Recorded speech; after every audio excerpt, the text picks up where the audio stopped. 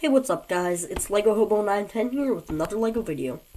And in this video, I'm reviewing set number 76107, Thanos Ultimate Battle from Avengers Infinity War. So let's get right into the review. So here is the biggest and only build in the set. This is the Guardian's new ship. It's kind of like the Milano, except it's orange and looks slightly different. And this can be connected with the ship from Thor's Weapon Quest, which I will show you later. And overall, I think this has a really sleek design, as well as you can angle lots of pieces like these to kind of customize the way it looks and make it have different angles that you want. Also, it has a decent amount of stickers, such as these along here, and lots of smaller stickers throughout. And then it also has these two stud shooters on top on either side. And bringing it around to the back, there's these two clamps which are used to connect to the other ship. But then it looks really flat here, and that's where the ship connects.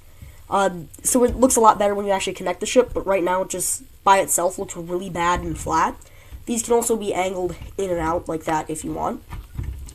And then the wings here on the bottom have these big purple and blue thrusters there, as well as they have a decent bit of shaping there and kind of the engines here, with then lots of little purple highlights and detailing. On the top, we have this kind of arrow sticker, as well as bringing it around to the center. There is this kind of square of double-sided arrows. Then you also have these little flaps here, which can be angled up and down. And now, let's open it up. So there's a few different places it can open up. You can just open the cockpit directly here and access your minifigures in there. Or you can raise the whole front up here, and you can eject this little pod here, which just connects with the ball joint and some clips back there.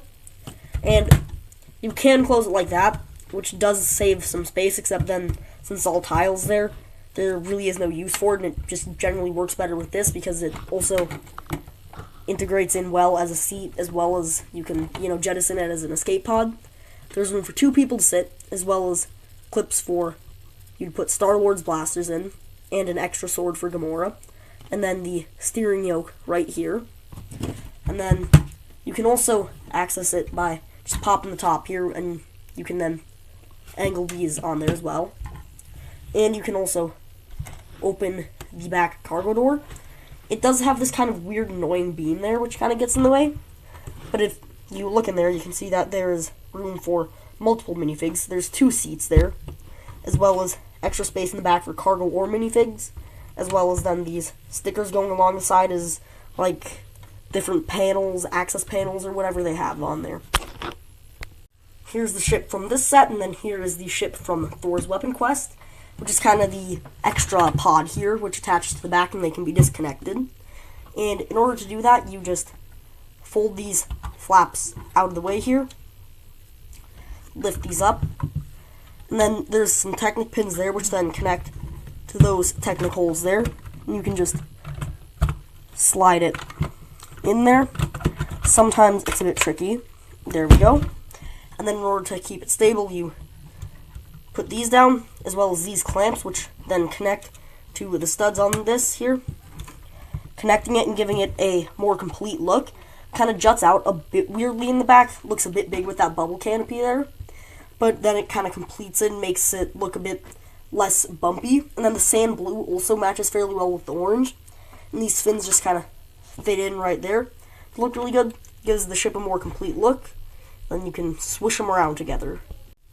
Sadly, though, you can't really access the inside because of this, and you also can't really get from this to that because you can't, like I said, you can't access the inside there, and also you can't open the canopy on the other side unless if you have really small fingers. I haven't really tried to open it because I can't reach, but yeah, actually you can't open it anyway because there's the door, so unless if you do some modifications, removing the doors and removing, if you pop off that roof and remove these doors, then you can put this back there, and then you can access the inside of the ship through this. And if you remove the doors, you can go from ship to ship, but this doesn't really look too good. So if you wanted to be able to access this and go from ship to ship, you'd really needs some major modifications in order to fix it. And now here's the Infinity Gauntlet on its pedestal. Just has 4 of these with these kind of gray and gold stickers on it. Can spin around if you want it. And then it has room for all the Infinity Stones. They did change it a bit though, because there's one on the thumb, then there's supposed to be one on each finger, as well as then one on the back of the hand. Except they would either have to make the gauntlet ridiculously big or the stones ridiculously small, and the stones are already pretty small and the gauntlet's already pretty big in order to fit the 4th on the finger, so they just kind of compromised and moved it to the side. And now I will show you that on Thanos. Here's Thanos, who wasn't wanting to cooperate with my stand, so I had to modify it. And he's a bit of a letdown, because in the trailers and in the movie, we see that he doesn't really ever wear his helmet and shoulder pads. So I'm thinking either, I doubt it's just because they got really outdated concept art, because he does wear this for slight bits in the movie, but not really that much. And I'm thinking they just were too lazy to remold it. And he is wielding what I've heard is called the butter knife of doom here. And he doesn't ever want to let go of this thing. It's just stuck to his hand permanently. I have finally removed it. Here's what the butter knife of doom looks like closer. And then here he is. As you can see, some little bit of printing there along the waist and the chest, as well as moving up there onto the face and the helmet. None really on the back. And I'm really hoping that they make a second wave of Infinity War sets with a much better, more accurate Thanos. And he has standard big fig articulation at the shoulders and wrists, except he can't articulate as much as normal because his arms run into those shoulder pads. And then if you want to put on the Infinity Gauntlet, you can't just slap it on. You have to actually rip his hand off and replace it with the Infinity Gauntlet, just like that. And then, like I told you, it's a bit oversized, but I still think it looks pretty good. And he can just hold it like that, and it looks pretty cool. Here's a quick look of what he looks like with all the Infinity Stones. If you want me to make a separate short little video showing you a bit better what that looks like, let me know in the comments, and I'm spinning it so you can't really see too close, that way you make me make another video, because I'm doing myself. Moving on to our heroes, we have Gamora here with her trench coat, and then black vest over the white shirt there, which then carries down, and you can see her belt, and then she has one sword, and then the coat carries around to the back. Her hairpiece here is black with then the purple highlights at the bottom. There is her angry face.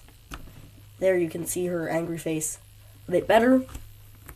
And then here is her happy face with the hair. Here's her happy face without the hair. There she is, Gamora. Here is Star-Lord with his guns that I took off those clips. It's the same from the Guardians of the Galaxy Volume 2 sets, with his kind of sweater under the jacket there and the belt. He has the smile with then the beard there, the hair. There's his angry face. There it is without the hair. There's the happy face without the hair. His hair's back. And for some reason, they decided not to use the updated face for Chris Pratt that they used for the Jurassic World sets, which I really think they should have done, but they didn't because they just wanted to do the exact same minifig. Yeah, there we go. Cool. Here's Iron Man. He has one of those blast pieces as well as that. And then if we move them aside for a second, here's the rest in the set. You're supposed to assemble these. They show them in the instructions. It's not like I was just assembling them like you can. Here's the other kind of flaming punch piece. And let's move these out of his hand so you can see Iron Man in his Mark 50 armor better. And he has these stickers along these giant thrusters there, which are, I'm not going to say kind of oversized, I was going to say kind of, more like massively oversized. And they use the 4 blast pieces from the set of these power blast things, whatever you want to call them. And yeah, this is massively oversized, using the same bracket as they use for the Outriders and the Iron Spider suit there to connect them. They can be angled in. This is about as far as they can be angled out here. Simple builds there. And now I'm going to remove them so that way you can actually see Iron Man, and he doesn't have this giant oversized thing that actually looks really cool even though it's oversized, so you can properly see him. Here's Iron Man's Mark 50. Pretty cool printing there with kind of a lot more golden lines and wire looking things than it normally does, as well as some printing there on the toes. The really detailed Iron Man printing then carries around to the back. He has a pretty generic Iron Man helmet.